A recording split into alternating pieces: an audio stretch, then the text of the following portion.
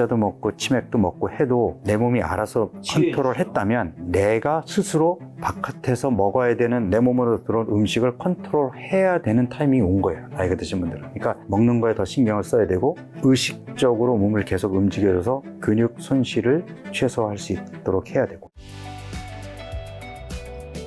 그럼 교수님이 말씀하신 간헐적 단식에서도 중요한 거이자 많은 분들이 사실 살이 찌는 이유 중에 하나가 이 식욕을 멈출 수 없는 이게 되게 큰 요소 중 하나잖아요. 요즘에 사실 TV만 틀어도 유튜브만 틀어도 먹방 나오고 계속해서 뭐 맛있는 거 요즘에 또 버튼만 누르면 뭐 집에 다 배달돼. 집에 요즘에는 랍스타도 배달되는 세상이니까요. 이 멈출 수 없는 식욕 이거 어떻게 하면 이걸 좀 줄일 수 있죠? 이것만 좀 줄여도 사실은 건강하든 건강하지 않든. 그러니까 이게 이제 두 가지가 필요한데 하나는 우리 몸속 대사에 관여하는 호르몬이나 시스템이 정상적으로 작동이 되면 내 몸이 식욕을 알아서 컨트롤해요. 그러니까 건강한 몸은 포만감이 생기면 수저를 내려놓게 돼 있어요. 근데 이제 건강하지 않은 몸은 첫 번째가 앞서 얘기한 포만감을 주는 렙틴 호르몬이 제대로 작동하지 않는 몸. 이게 이제 낮 시간에는 렙틴 호르몬이 조금 이렇게 낮은 수준에 있어서 서너 시간마다 배가 고프지만 저녁을 먹고 나서는 렙틴 호르몬이 조금 올라가거든요. 그러면 저녁 먹고 나서 그 다음날 아침까지는 배가 안 고픈 게 정상적인 거예요. 그러니까 야식이 땡기는 거는 건강한 몸이 아닌 거죠. 저녁 먹고 나서는 배가 안 고파야 되는 거예요. 이게 이제 건강한 몸인데 렙틴 호르몬의 기능이 떨어져서 렙틴 저항성을 오게 되면 시도 때도 없이 배고프고 평소보다 많이 먹어 포만감을 느낀단 말이에요. 이게 이제 우리 몸의 신진대사, 호르몬의 문제인 거고 또 하나는 사실은 이게 훨씬 더 중요할 수 있는데 현대인들에게 비만이 늘어나는 이유 중에 우리가 간과하고 있으나 근본적으로 내 몸을 망가뜨리는 원인이 하나 있어요. 만성 스트레스. 만성 스트레스. 그러니까 스트레스라는 것이 사실은 과거에는 만성 스트레스라는 게 없거든요. 그러니까 원시 인류 시대에는 사나운 동물을 만나면 죽기 살기로 싸우거나 도망쳐야 되니까 스트레스 호르몬이 나오면 동공이 커지고 맥박이 빨라지고 피가 근육 쪽으로 몰리면서 그 환경에서 어떤 극복할 수 있는 그런 상태를 만들잖아요. 그리고 스트레스 환경에서 벗어나야 스트레스 호르몬이 다시 정상으로 떨어지면서 그때부터 배가 고프고 그다음에 용변을 보게 되고 이제 이런 변화가 그러니까 다시 이제 그 일상으로 돌아온단 말이에요. 근데 이 스트레스 호르몬이 현대인들에게는 급성으로 올라갔다가 떨어지는 게 아니라 떨어지기 전에 또 다른 스트레스. 그래서 만성으로 얘가 계속 올라가 있게 되거든요. 근데 이 스트레스 호르몬이 올라가 있게 되면 가장 생리적으로 적절한 거는 나가서 뛰는 거죠. 그러니까 그렇죠. 몸을 움직이라고 스트레스 호르몬이 분비된 거잖아요. 근데 우리가 뛰냐고요. 가만히 앉아서 스트레스 받으면 어떻게 하죠? 뭐 달달한 거 없어. 믹스 커피를 찾거나. 아니 뭐 치킨, 네. 치맥으로. 뭘 먹잖아요. 그럼 스트레스 호르몬이 올라가 있는데 달달한 걸 먹어서 인슐린이 올라가잖아요. 둘 다 망가져요. 그러니까 스트레스 호르몬도 그렇고 인슐린도 여기서 그렇고. 궁금한 거는 그렇게 먹으면 스트레스 지수는 내려가나요? 네, 일시적으로. 아, 그건 내려가긴 네. 하는군요. 그러니까 일시적으로 스트레스 호르몬이 떨어지기 때문에 그래서 이런 달달한 음식을 우리가 comfort food, 위안을 주는 음식이다. 근데 이거는 일시적인 거예요. 그러니까 잠깐 스트레스 호르몬이 떨어지지만 얘는 또 다시 올라갑니다. 그러면 또 찾게 되죠. 그리고 스트레스 호르몬과 인슐린이 이게 정상에서 만나면 인슐린 저항성이 생기거든요. 그러니까 이게 만성 스트레스가 지속적으로 쌓이다 보니까 이제 만성 스트레스가 됐어요. 그러니까 내 몸이 컴포트 푸드를 찾아요. 근데 그 컴포트 푸드이 혈당을 급격하게 높이는 것들이에요. 그러니까 스트레스 호르몬이 올라가 있는 상태에서 먹으니까 인슐린이 작동 능력이 떨어지면서 인슐린 저항성이 와요. 그러면 어떤 일이 벌어지느냐? 렙틴 저항성, 인슐린 저항성, 지방간이 생기면서 우리 몸은 탄수화물 중독에 빠지게 돼요.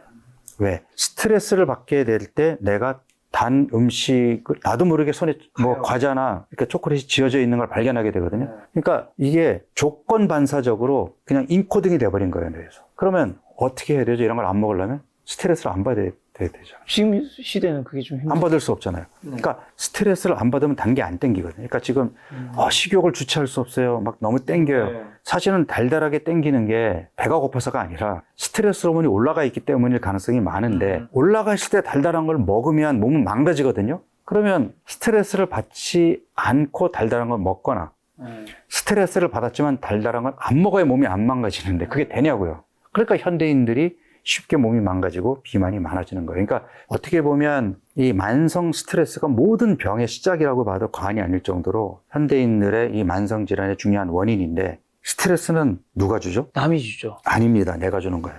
아, 내가 주는 건가요? 네. 어떤 상황을 내가 스트레스라고 인식해야 스트레스 호르몬이 올라갑니다.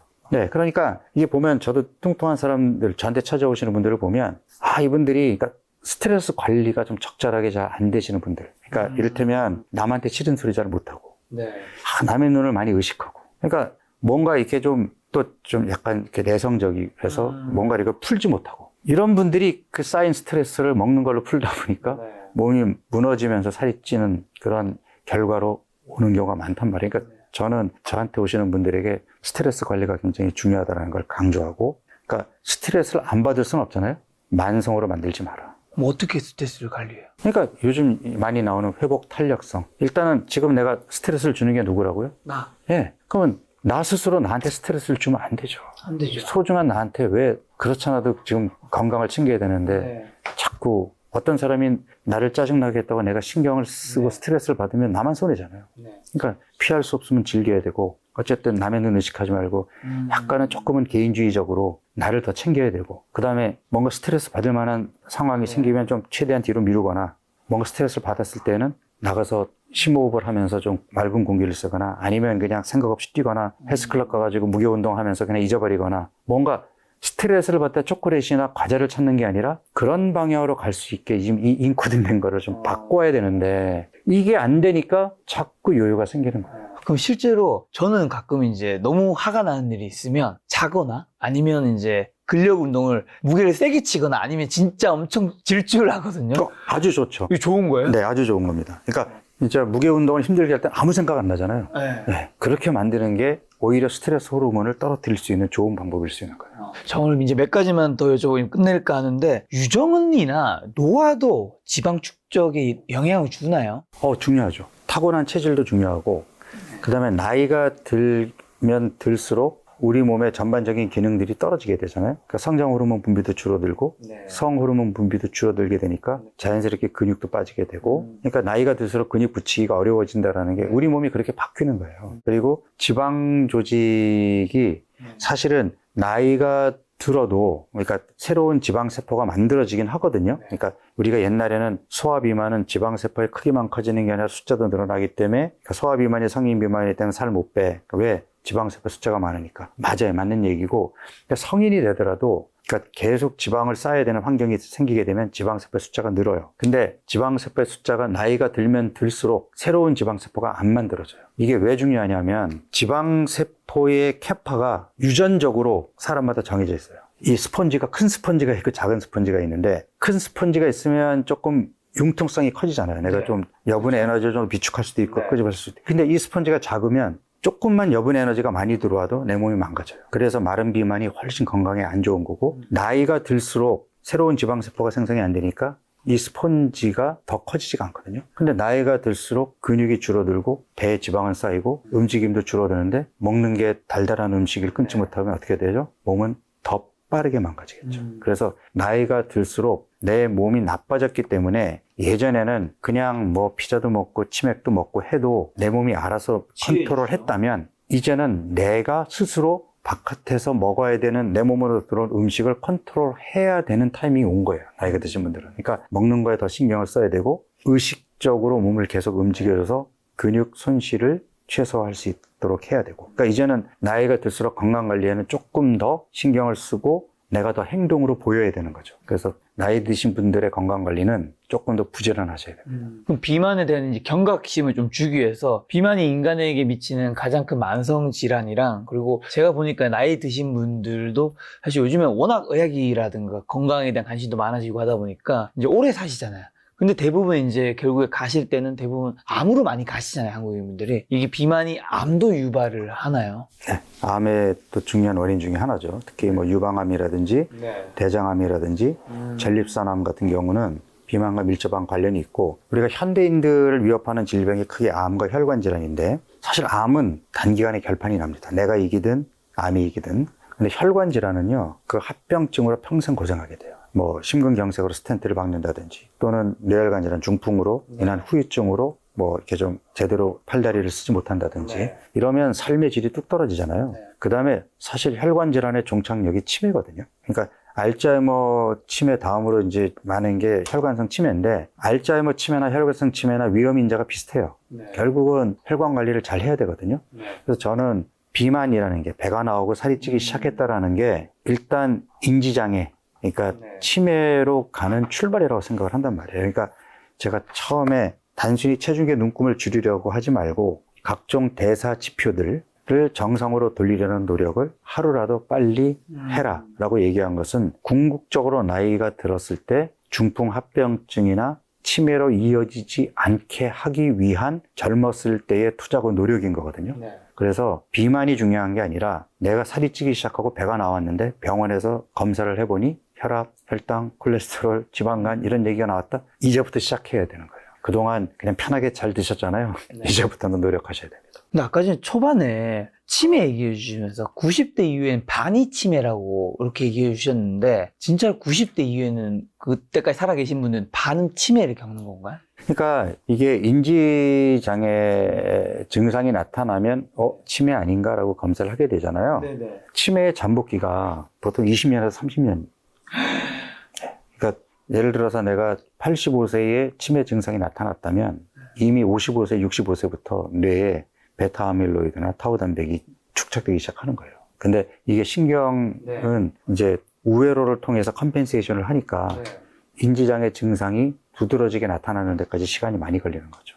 근데 어쨌든 이렇게 치매로 이어질 수밖에 없는 위험인자들 중에 혈관 합병증으로 가는 그런 위험인자들이 다 포함돼요. 그러니까 혈압, 혈당, 콜레스테롤, 비만 관리를 잘 해야 되는 것도 중요하고 또 수면의 질을 잘 유지하는 것도 중요하고 이게 지금부터 내가 이런 거를 강조하는 이유가 결국 어차피 100살까지 살게 되는데 적어도 80세에서 100살까지 20년 동안 그래도 내가 삶의 질을 유지하고 인간답고 고귀하게 살고 싶다면 그 투자를 지금부터 하셔야 된다는 겁니다. 그리고 다이어트 치료제 요즘 선풍적인 인기잖아요. 그리고 이제 글로벌에서도 엄청 인기인데 요거 정말 몸에 이상 없이 살 뺄 수 있고 잘 먹으면 되는 건가요? 박차를 주사를 맞거나. 지금 뭐 위고비나 이제 이런 약제들에 대한 기대가 큰데 자, 주사를 맞으면 이제 입맛이 떨어지고 포만감이 생기고 하니까 이제 적게 먹어도 그 불편함이 없단 말이에요. 살이 빠지겠죠. 치료가 된 걸까요? 자, 예를 들어서 나는 운동도 싫고 빵을 너무 좋아하는 빵순인데 빵도 끊으래 운동도 하래. 난 그거 싫은데 그냥 매주 위고비 맞고 살 빼면 안 돼요? 주사 맞으면 사람 빠지잖아요. 치료가 된 걸까요? 그건 아니겠죠. 네. 말씀하신 건강해진 건 그렇죠. 아니겠죠. 그러니까 치료의 목표를 뭐로 두냐는 건데 아직도 제도권 의료계 내에서는 초기 체중의 5%, 10%를 감량한다. 그러니까 체중을 목표로 삼고 있단 말이에요. 이러면 체중을 목표로 삼으면 적게 먹게 해서 체중을 그 체중에 도달하게 할 수는 있으나 그렇다고 지방간이나 인슐린 저항성이 근본적으로 해결이 될까요? 그렇게 체중은 그러니까 원하는 수준으로 맞췄는데 근육만 빠지고 정작 필요한 뱃살은 잘 안 빠지고 이러한 결과가 나왔다면 그게 제대로 치료가 된 걸까요? 그리고 그 다음에 삭선다나 위고비 주사를 끊었을 때 다시 원래대로 또는 그보다 체중이 더 늘어난다면 그게 치료인가요? 그러니까 우리가 치료의 개념을 좀 냉정하게 이해를 해야 되는데 지금 여러분들이 당뇨 환자분들이 서울대병원 그러니까 좋은 병원 가서 의사 선생님한테 약을 3개월씩 뒤에 오시잖아요. 난 서울대병원에서 약을 처음부터 먹으니까 좋아질 거야 라고 생각하지만 내 잘못된 생활 습관이 바뀌지 않은 상태에서 당뇨가 돼가지고 병원 가서 약을 처방받았단 말이에요. 그러니까 내가 건강해지려는 노력을 안 하고 약만 먹으면 몸은 야금야금 더 나빠지겠죠. 그러니까 지방간이나 인슐린 저항성이나 이런 것들로 인해서 혈당이 더 올라갔어요. 그럼 혈관은 더 망가질 거고 그러면 뭐 고혈압도 생기고 뭐 다른 이상도 더 생길 거란 말이죠. 근데 내가 생활 습관을 안 바꾸면 몸은 계속 나빠질 거 아니에요. 그게 어떻게 표현이 돼요? 약의 용량이 늘고 가지수가 늘어요. 병원에 갈 때마다 좀 식이 조절 좀 하시고 운동 좀 하시지 왜 이렇게 당화 혈색소가 높아요? 그러면서 제가 약 하나 더 처방해 드릴게요. 그러니까 약의 가지수가 늘어나는 게 과연 내가 건강해지고 치료가 되는 걸까요? 그러니까 결국 그거는 혈당이라는 숫자만 맞추려고 하는 거지 궁극적으로 내 몸을 건강하게 하는 거냔 말이에요. 그러니까 사람들은 지금 착각하기. 제가 이 책에서도 지금 숫자보다 몸을 바꿔라.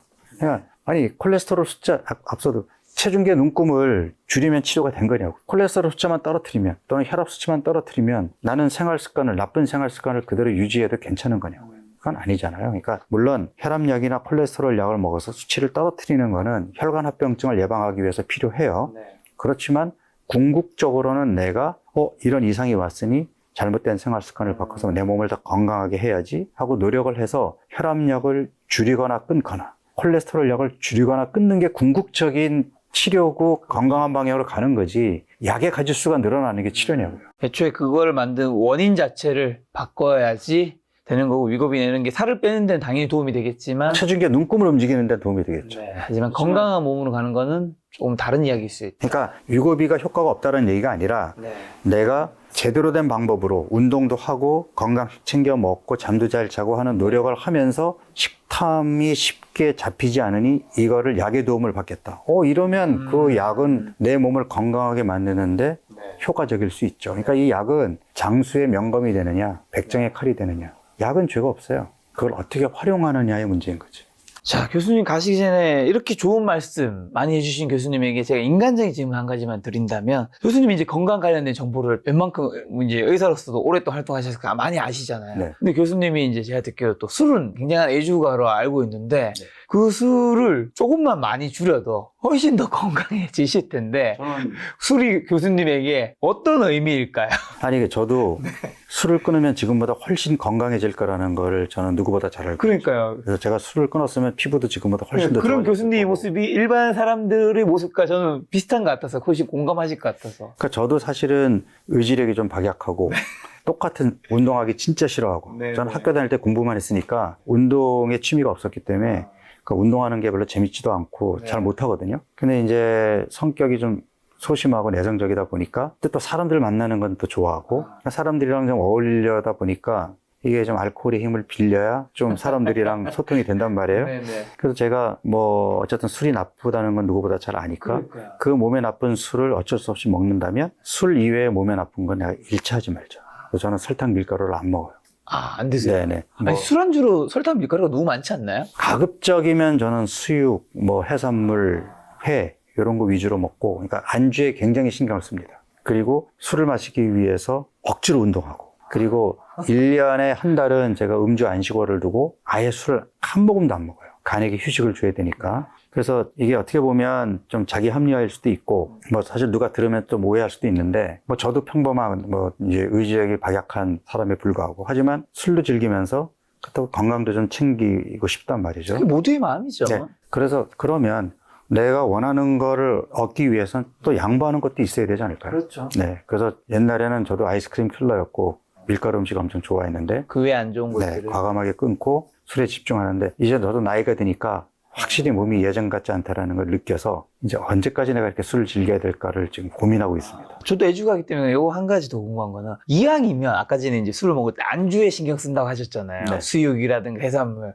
술도 어떤 술이 아, 그나마 조금 좋은 건 없겠죠. 덜 나쁜 건 있을 거잖아요. 와인, 나중에. 막걸리, 소주, 맥주, 폭탄주 뭐 많잖아요. 나중에 술 가지고 한번 따로 시간을 내면 제가 힌트만 주고 할 가신다면요. 얘기가 아주 많은데 일단 술 중에 제일 안 좋은 술이 맥주입니다. 아, 소주가 안 좋은 게 아니에요? 네, 그러니까 맥주는 흔히들 이제 우리가 이제 통풍을 얘기할 때 술도 피해야 되고 탄수화물도 피해야 되고 그다음에 퓨린계 단백질도 피해야 되거든요. 네. 다 들어가 있는 게 맥주예요. 그리고 와인의 경우도 이게 이제 그 레스베라토르라는 아주 좋은 항산화 성분이 들어 있으나 항산화 성분보다 더 강력한 알코올이 있는 데다가 당분이 있잖아요. 그래서 특히 뭐 그 아이스 와인이라든지 이제 이런 와인은 오히려 살이 찌게 만들 수 있고, 그래서 그나마 살이 좀 덜 찔 수 있는 술은 하드리커, 위스키나 맥주라든지 순수하게 알코올로만 돼 있는 이러한 술들이 오히려 역설적이지만 살을 덜 찌게 만든다. 그러니까 이런 술들은 빨리 취하기 때문에 많이 못 마시거든요.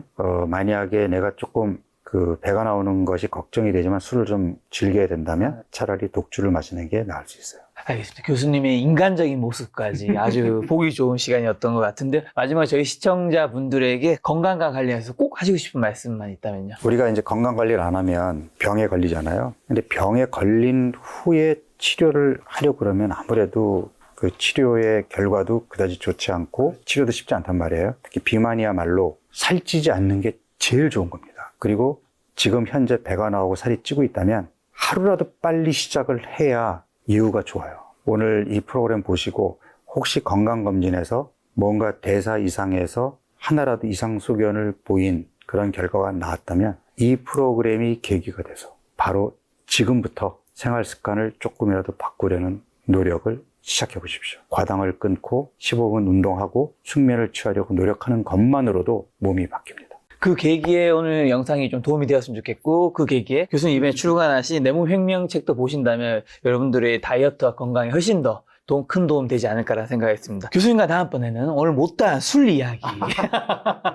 과연 뭘 마시고 숙취는 어떻게 해야지 해소를 잘할 수 있는가. 포장마차에서 하나요? 알겠습니다. 제가 한번 포장마차 섭외 한번 해보도록 하겠습니다. 다음 시간에 또 좋은 콘텐츠 만들어 보도록 하겠습니다. 오늘 만난 손님은 황영일 교수님이었습니다. 지금까지 여러분 소중한 시간 함께 해주셔서 정말 감사합니다. 오늘도 김 작가였습니다. 고생 많으셨습니다. 네, 감사합니다.